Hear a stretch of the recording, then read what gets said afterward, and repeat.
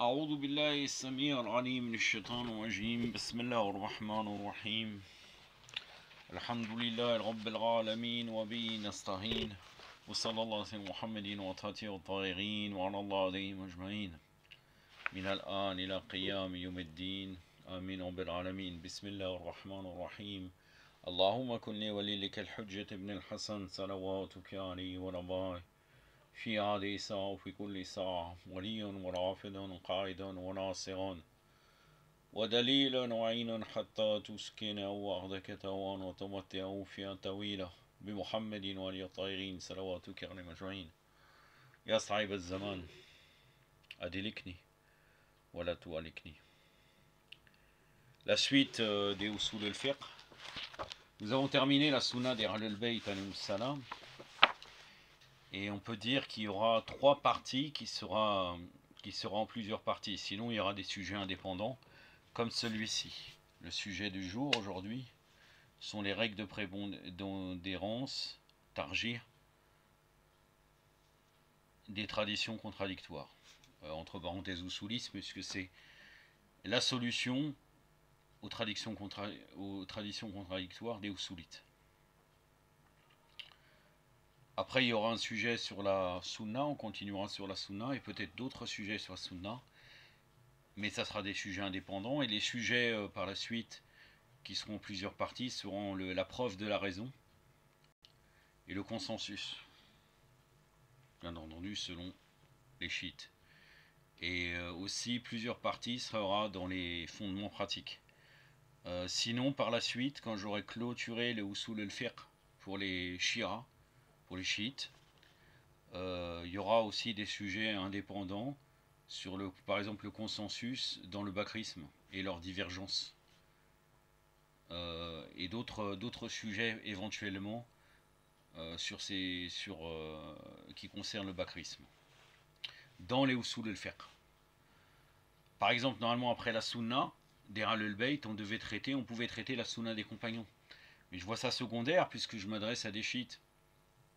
Donc je ne vais pas traiter la sunna des compagnons, le fait est-ce qu'ils sont une preuve, les compagnons ou pas, les divergences avec les ulama bakrites entre eux, ils s'entendent pas. Éventuellement on le fera, mais normalement on fera surtout le consensus dans le bakrisme, une fois qu'on aura traité tous les sujets de usul al-fiqh qui sont prévus. Donc les règles de prédominance face aux textes contradictoires, des traditions contradictoires. Déjà, qu'est-ce qu'on désigne par texte contradictoire? Nusus muta'arida, deux ou plusieurs textes dont les contenus sont contradictoires, chacun ni l'autre, ils ne peuvent pas être réunis dans la vérité. Vous allez retrouver cela dans la définition exacte dans le livre de Mohammed Qazem El-Rawari et Tousi. Je vais vous donner la référence.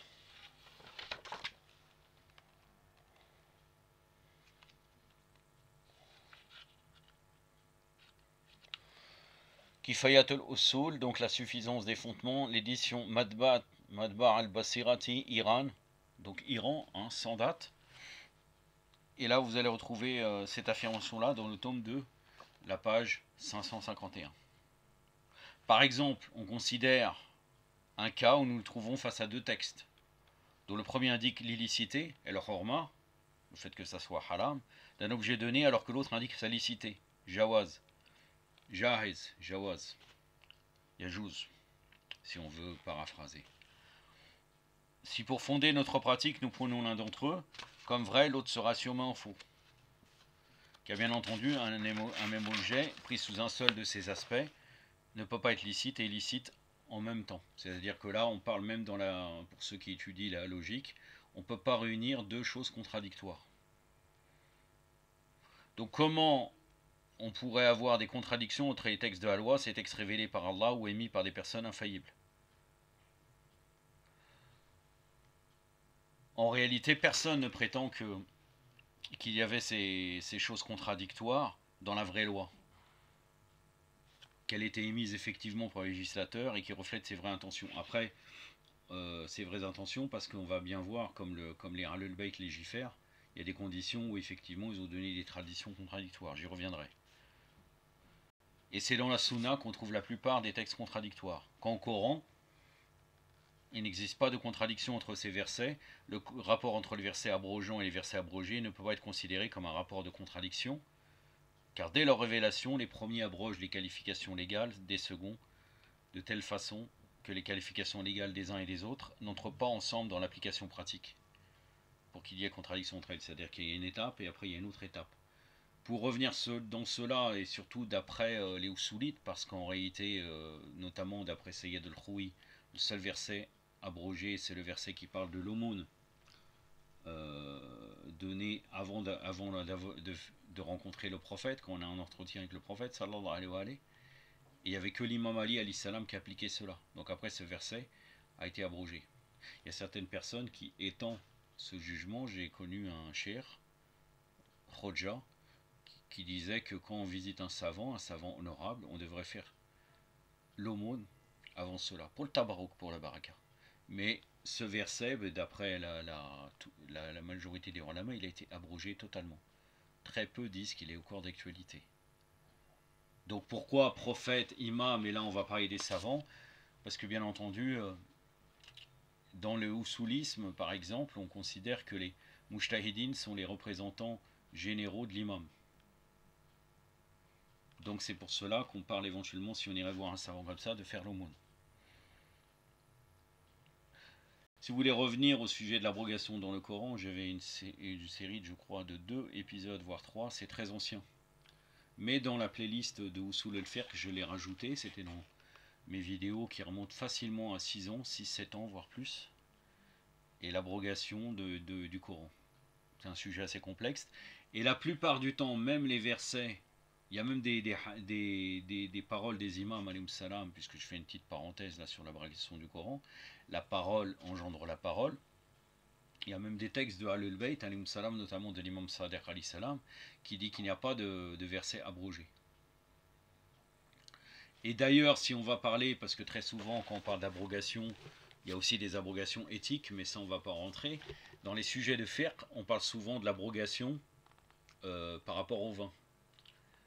Mais si vous regardez dans la vidéo, l'abrogation du Coran, vous allez trouver que, généralement, c'est des fois, le particulier n'annule pas le général.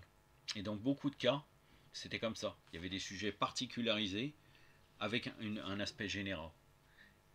Et en vérité, le général, c'était que c'était illicite, le vin. Et après, il y a aussi une interprétation, on n'approchait pas de la salat en étant si vous revenez au mufassir, au tafassir de Ahlul Bayt, alayhim salam, le tafsir, vous allez voir que l'ivresse, c'est pas forcément l'ivresse avec l'alcool. Ceci étant dit, je ne vais pas m'étendre sur une parenthèse. Donc, si on considère qu'il n'y a pas de contradiction dans des versets coraniques, la contradiction, elle existe manifestement dans beaucoup de chapitres de la Sunna. On peut le constater facilement par un simple parcours de recueil de traditions prophétiques chez toutes les tendances doctrinales. C'est-à-dire même chez les mukhalifin, on va le retrouver. Et vous pouvez chercher des contradictions, par exemple, notamment dans Wasal al-Shira, donc le Hur al-Ameli, Muhaddis Hur al-Ameli, rahmatullah alayh, les moyens des chiites. Sahih al-Bukhari, l'authentique de Bukhari, Sahih Muslim, chercher les mukhalifin, c'est très courant. Donc ça existe, les contradictions sont surtout dans les livres de la Sunna. La question de la contradiction n'est pas nouvelle. Elle n'a pas surgi après l'ère du texte, mais bien avant. Les imams alayhim salam l'ont traité et ont bien fixé les règles de prépondérance, tarji, des traductions contradictoires. Là, c'est dans le livre de Muhammad ibn al-Hassan al-Ameli, notre savant chiite. Je vais vous donner l'édition parce que comme je vais vous donner la référence exacte. Naam. Allahumma salli ala Muhammad wa ali Muhammad.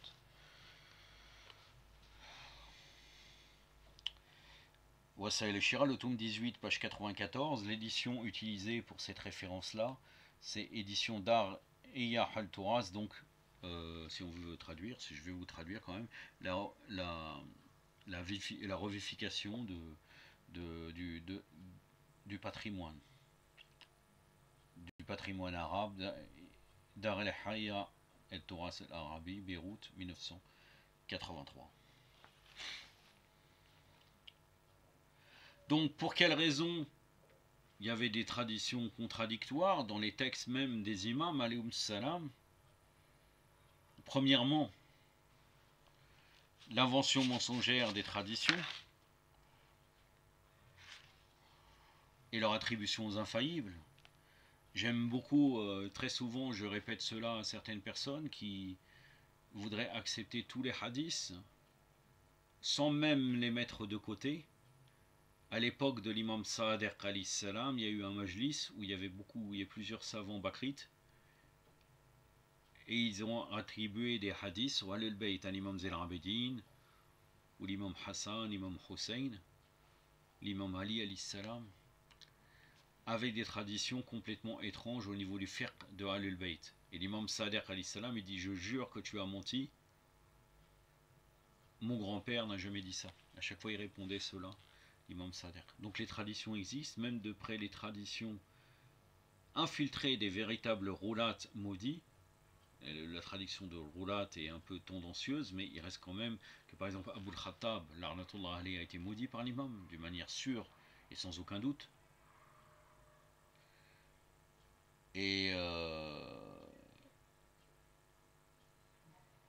vous retrouvez des audios de Shiram Batu sur ce sujet-là, sur nos sérismes, etc., dans des playlists de mon compte. Je ne peux pas vous dire exactement où. Il me semble que le compte, sinon YouTube, son compte directement, c'est le Wilaya al-Bara. Et Bara.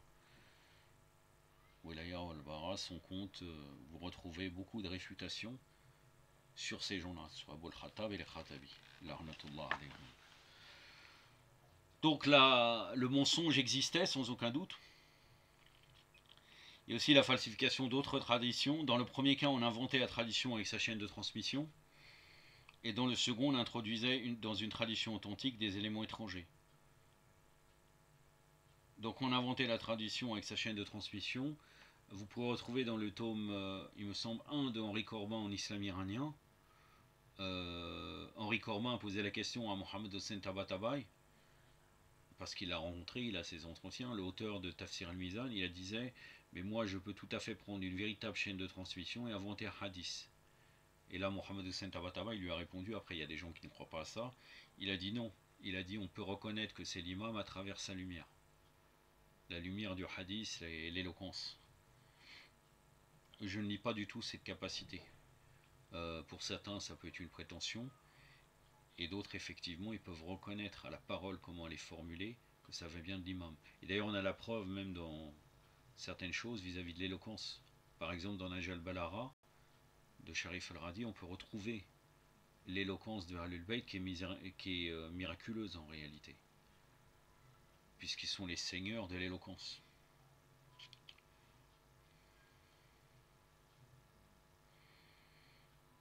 Donc on a inventé la tradition avec sa chaîne de transmission, donc on peut mettre une chaîne de transmission véridique et on invente une tradition, ou bien on introduisait dans une tradition authentique des éléments étrangers, donc inventés. Ces manipulations très célèbres dans les recueils de hadiths, que certains compagnons des imams alayhim salam y fixaient par écrit les dires de ceux-ci, intervenaient dans le cadre des conflits doctrinaux entre les chiites imamites et certaines autres tendances doctrinales, parmi celles qui furent le plus souvent soutenues par les régimes au pouvoir, comme par exemple la tradition que je vous ai dit avec l'imam Sa'adir alayhi salam, parce que quand ils ont cité que des rapporteurs des mukhalifin. Az-Zouri, bon Zouri même s'il s'est converti par la suite, il s'est repenti devant l'imam Zayn al-Abidin alayhi salam. Zouri a travaillé beaucoup avec les Omeyyades, et donc là des fois la chaîne de transmetteurs il n'y avait que des mukhalif qui nous y disaient soi-disant les imams ont dit. Vous n'avez qu'à regarder par exemple dans les biographies de l'imam Sa'adir alayhi salam des mukhalifin, qu'est-ce qu'ils disent sur l'imam Sa'adir alayhi salam, notamment leur position soi-disant de l'imam Sa'adir alayhi salam face à Abu Bakr, Omar, etc. Si l'imam Sa'adir aurait loué ces gens-là, c'était bien entendu par Taqiyya, et je vais y revenir dans cet exposé par la suite. Et là, les rapporteurs qui rapportent ces propos de l'imam Sa'adir alayhi salam sont bien entendu les mukhalif. Ou bien s'ils ne sont pas, c'est un sujet de Taqiyya. Donc ces traditions-là avaient un caractère politique et religieux en même temps. Ça, c'est dans le livre, vous allez retrouver cette affirmation-là avec beaucoup plus de détails. Dans le livre de Hachem Marouf al-Hosseini, Dirasat fi al-Hadith ou al-Muhaddisi, une étude sur la tradition et traditionnaliste, page 138. Édition Dar Ta'aruf el-Matbouha, Beyrouth, 1978. Donc il est donc normal que les contradictions surgissent entre les traditions authentiques et les autres falsifiées ou inventées qui figurent toutes côte à côte dans les recueils de hadith. Après, on peut expliquer pour quelles raisons les savants ils ont compilé ces hadiths, les savants bakrites et chiites, mais en particulier les chiites de toute façon. Ils les regroupaient dans des recueils sous forme de parties chapitres. Et parfois, ils savaient que ce hadith était faux, hadith inventé ou falsifié. Premièrement, la première raison, c'est que ces derniers sont d'autant plus confondus avec les hadiths authentiques qu'il est particulièrement difficile de les reconnaître et les isoler. Beaucoup de hadiths sont compatibles avec les diverses tendances en vigueur.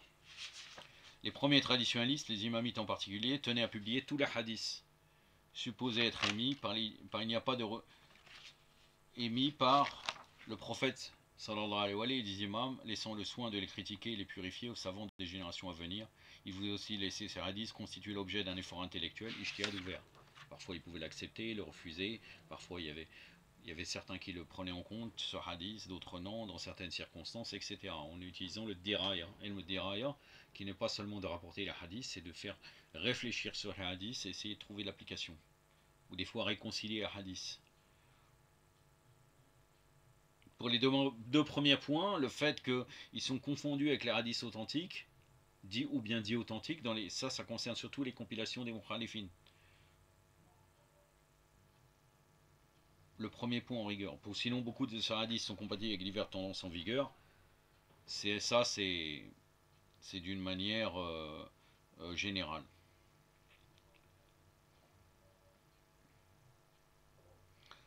Deuxièmement, l'émission par les imams de nombreux hadiths qui ne vont pas dans le sens de leur tendance doctrinale et poétique qui le faisaient par taqiyya.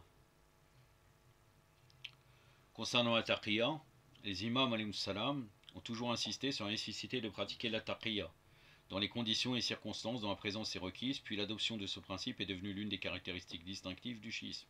Même si effectivement, même chez les mukhalifin, ils reconnaissent l'histoire d'Ammar ibn Yasir, ils ne peuvent pas rejeter, je crois, le verset dans Surat An-Nisa, j'ai pas pris le Coran à côté de moi, qui dit c'est-à-dire comme quoi il ne sera pas tenu grief de celui qui dit des choses que son cœur ne pense pas. Et ce verset a été révélé par rapport à Ammar ibn Yasir, que toute sa famille avait été torturée et tombée martyr face aux mouchriquines. Il a voulu se préserver sa vie, il a dit des paroles qui ne convenaient pas. Et Ammar ibn Yasir est venu voir le prophète sallallahu alayhi wa sallam, et le prophète sallallahu alayhi wa sallam lui a dit tu as de la foi de la tête aux pieds, tu es rempli de foi, Ammar. Donc l'imam Sadiq alayhi salam, il a émis deux hadiths célèbres à ce propos: la taqiyya est ma religion et la religion de mes pères. Il n'y a pas de religion celui qui ne pratique pas la taqiyya. Bien entendu, tout ça il faut revenir dans le sujet à quel moment on doit traiter de taqiyya. Il faut savoir que les ulama dans les usulides, dans le ijtihad, processus d'ijtihad, en règle générale, la plupart ont un livre qui s'appelle Risalat Taqiyya, et la plupart ont écrit. C'est-à-dire pour dire que c'est un sujet complexe, avec différentes choses, et on ne fait pas taqiyya comme on pourrait dire comme on mange un sandwich. Taqiyya, taqiyya, taqiyya, alors qu'il n'y a pas de raison, il n'y a pas de danger. Et normalement, le hukm premier, c'est le fait de dire sa croyance de ce qu'on pense. On ne parle pas de taqiyya de asrar, des secrets, mais la taqiyya, le fait de cacher sa religion. Là, on ne parle pas du fait d'une taqiyya interne pour cacher certains secrets que certaines personnes ne pourraient pas comprendre dû à leur niveau. Ça, c'est un autre sujet. Sur le sujet de taqiyya, on peut revenir aux commentaires de Hayashi, Tafsir al-Hayashi.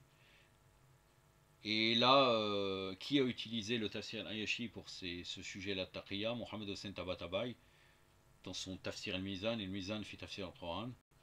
Donc si on traduit littéralement la balance dans le commentaire du Coran, tome 3, page 163, deuxième édition, Muassasat al-Alami, Beyrouth, 1972. Il y a aussi Mohamed Baqir al-Barboudi, Zubdat al-Kafi, l'essence du suffisant, donc du Kafi. Il a supprimé notamment les traditions qui se répètent, parce que des fois il y a une autre chaîne de transmission mais le hadith est similaire, ou bien parfois il y a un tout petit ajout dans certains hadiths, donc on enlève le hadith qui n'était pas complet et on prend le hadith le beaucoup plus complet. Tome 1, l'introduction, édition Dar el-Islamiyya, Beyrouth 1981. Donc en effet, les imams, ils ont pratiqué ce principe sous la pression des difficiles conditions politiques qui les ont entourés tout au long de leur vie, qui les obligeaient parfois à feindre des attitudes conformes à la tendance du pouvoir. Les chiites de ces époques, et surtout ceux qui parmi eux fréquentaient les imams, alayhi salam, et leurs compagnons, ne manquaient pas de s'apercevoir qu'il ne s'agissait que d'attitudes simulées au nom du principe de la taqiyya. Bien entendu, celui qui applique quand l'imam est entouré d'espions ou bien pour une autre raison, il veut protéger son chiite, quand il lui dit tu fais comme ça, même si c'est erroné de tendance générale, et ben la personne qui fera comme ça, ses actions seront agréées. C'est une évidence. C'est une évidence.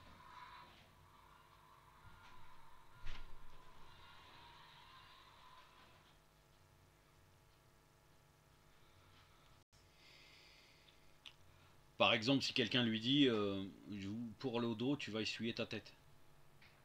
Non, tu vas laver ta tête. L'imam, dans une condition bien déterminée. Si cette personne-là va appliquer cela, son action en vérité sera agréée parce qu'il a obéi à l'imam.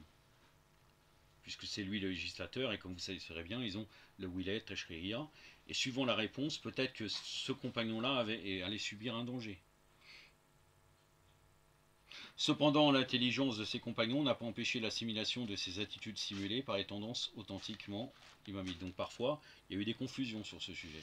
Favorisé ultérieurement par la diffusion sur une large échelle de ces attitudes parmi les chiites, ainsi que la disparition des imams alayhim salam, cette assimilation est l'origine de ce phénomène de contradiction, qui n'est en dernière analyse qu'une contradiction des hadiths dictés par l'attitude simulée au nom de la taqiyya, et les hadiths vrais dictés par l'attitude authentiquement imamite. Ce fait évident, il suffit pour s'en apercevoir de jeter un coup d'œil rapide sur les questions et les lettres que les chiites s'adressaient à leurs imams au sujet de cette affaire.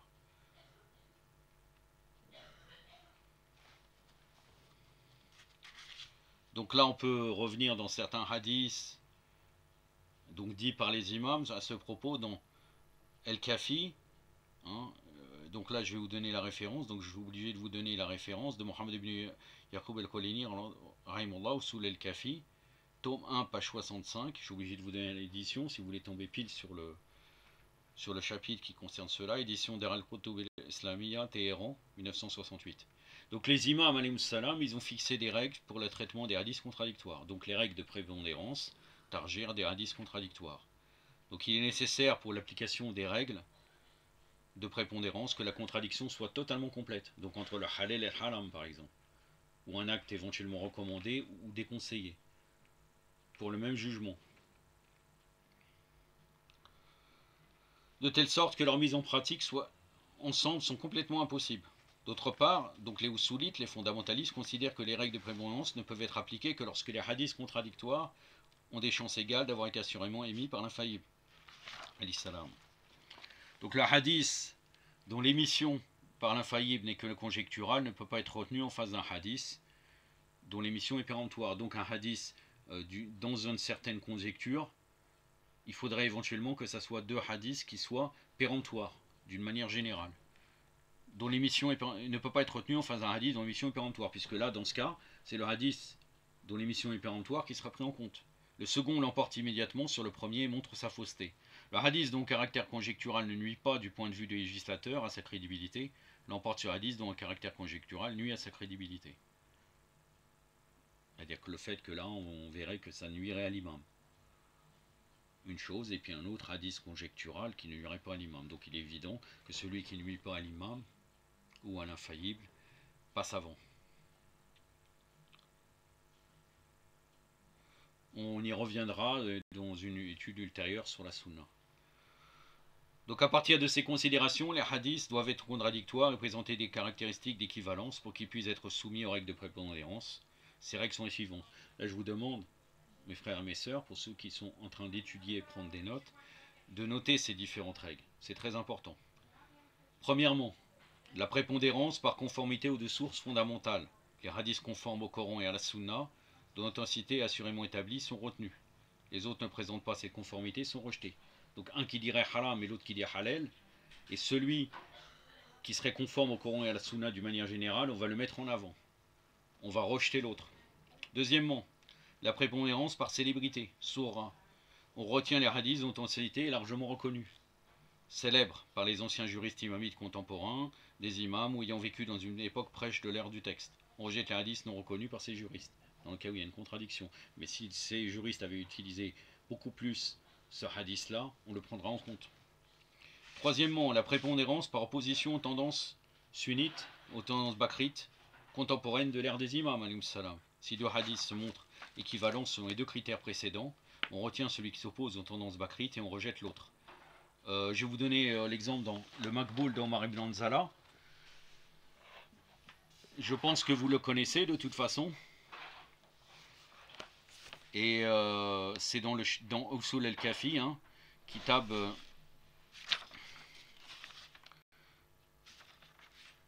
Kitab al-Ilm, dans le chapitre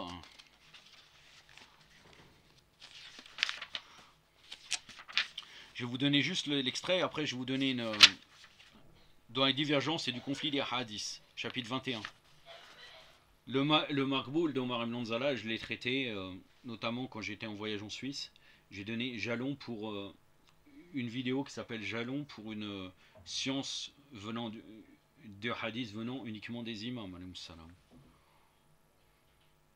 Donc là je vais prendre juste l'extrait qui nous intéresse. Je demandais donc celui qui a interrogé l'imam si les deux hadiths étaient célèbres et provenaient de vous, illustre imam, et que des narrateurs dignes de confiance les avaient rapportés, que faire en ce cas? L'imam lui répond: il faudra alors les considérer tous deux selon le commandement du livre, le Saint-Coran et la tradition. Celui qui est en concordance avec le commandement du livre et de la tradition doit être choisi, et celui qui n'est pas en concordance avec le commandement du livre et de la tradition, mais en accord avec le verdict du commun des gens, et l'âme, doit être ignoré et rejeté. Je peux donner une autre preuve sur cela. Il y a un hadith que je vais vous dire en substance. Il y a quelqu'un qui est venu voir l'imam Sa'ad alayhi salam, il a dit Gabna Rasoulillah, il a dit moi je suis dans une région où il n'y a que des mukhalifin. Mukhalifin ou opposants, j'ai oublié le terme, ou les gens du commun. Qu'est-ce que je dois faire? Comment je fais? Je ne peux pas accéder à un savant qui connaît vos jugements. Il lui dit tu observes ce qu'ils font et tu fais le contraire. Il a dit El Rachad, donc la satisfaction ou la bonne direction, puisque quand on dit de Khalifa Rashidoun chez Mukhalifin, c'est-à-dire la bonne direction, c'est de faire l'inverse de ce qu'ils font. C'est un principe général qui là, bien entendu, il n'a pas accès à autre chose. Mais chez les Mukhalifin, il y a aussi des choses que nous, on a dit aussi. Mais d'une manière générale, de toute façon, la jurisprudence des Mukhalifin est basée en particulier, a été créée en particulier en très grande partie à l'époque de Muawiyah et leurs suivants. Les compilations de hadiths, comme vous savez très bien, ils ont interdit d'écrire le hadith. La première compilation, c'était Muwatta de l'imam Malik, des Mukhalifin, Malik ibn Anas, le chef de file des Malikites. Et après, même le Bukhari, c'est à l'époque de Al-Mansour, j'ai oublié, un des califes abbassides. Donc vous voyez très bien que par rapport à l'ère du texte, il y a un grand décalage. Et j'en avais parlé précédemment. Entre-temps, ils ont forgé des hadiths, et donc voilà, c'est pour cela que là, l'imam lui dit, tu observes ce qu'ils font et tu fais l'inverse. Ils ont fondé leur religion, Muawiyah il a envoyé ses espions, il disait, regardez ce que fait, il me semble dans un certain texte, l'émir des croyants, parce qu'il reconnaissait en vérité qu'il était l'émir des croyants, l'imam Ali, et vous faites le contraire, vous dites le contraire, vous créez des hadiths. C'est pour ça que leur jurisprudence est basée en très grande partie en opposition aux Mukhalifin pour les questions les plus importantes. Cette dernière solution donc trouve sa justification dans le fait que les hadiths attribués aux imams, salam, qui ne reflètent pas leur tendance, sont nécessairement inventés ou émis effectivement par eux dans les conditions de la taqiyya, ce qui veut dire qu'ils étaient émis conformément aux tendances bakrites, soutenues par le régime au pouvoir.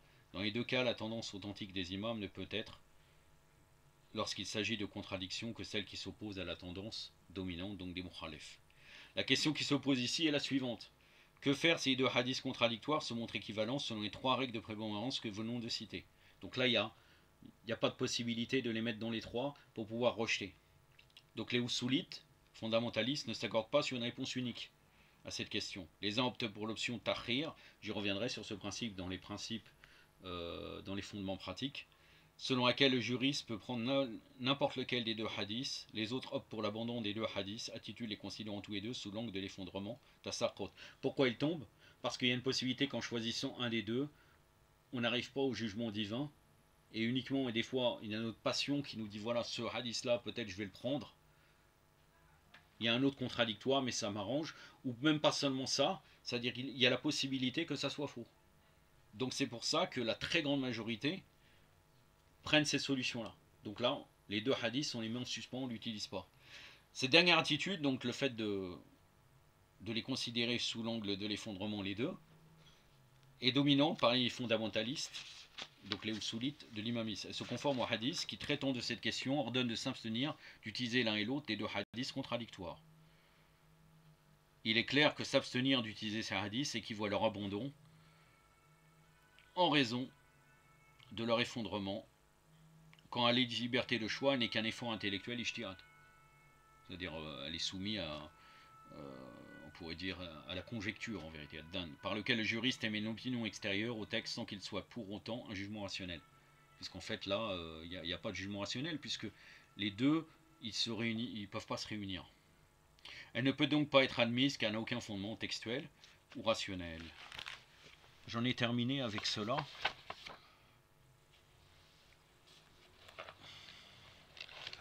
Inch'Allah, la prochaine fois, enfin le prochain cours de Usul al-Fiqh, nous serons dans le sujet des moyens, comment établir les moyens d'établir un sunna. Je verrai si on fera plusieurs parties, mais théoriquement j'essaierai d'en faire qu'une seule, Inch'Allah, mais peut-être il est fort possible que ça soit très très long, on verra. En tout cas, je sais que ce qui sera en plusieurs parties, sans aucun doute, ça sera le consensus, et la preuve de la raison au premier lieu, et le consensus, puisque dans l'ordre on parle de Coran, Sunna, la raison et l'ijma, et les fondements pratiques. Aktafi badal qadr, wa sallallahu alayhi wa sallam, wa wassalamu alaikum wa rahmatullah.